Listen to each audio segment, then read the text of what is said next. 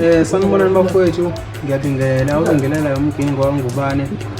Ngiphuma endaweni yaseMzimkhulu ngisehlanzeni isigodi. Ngizonitshela leli fomu namhlanje ebiye ukuthi sidiyeza Mgingi entshashaka 2022. Ngicela ukuthi bafowethu ningeseke kakhulu, ngisapothe kakhulu. Noma ngeke ngibe nesiqiniseko sokuthi i-CD izophuma nini, kodwa izophuma i-CD kungekudala nje.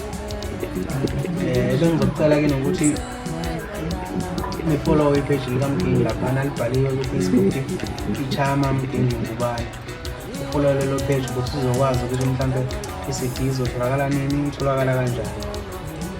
Ngingajabulela kakhulu bafowethu ukuthi ngikulisupport yenu kakhulu. Noma ngeke ngize ngikusho-ke mhlampe lento eshiwo abaculi abaningi ukuthi i-CD imnandi yabo. Into engeke ngisho mina, kodwa vele i-CD imnandi. Imnandi kakhulu, kodwa akuyona into engagcwele yona ukuthi ngizokhahle i-CD imnandi. Kodwa nje ngicela ukuthi nifake la page yini, inamba yami ngicela ukuthi ngizoyibona khona lapha e-streaming senu. Lokho nje bafowethu, akukho okuningi engingakusho. Khuluma kakhulu akusiza into zayo.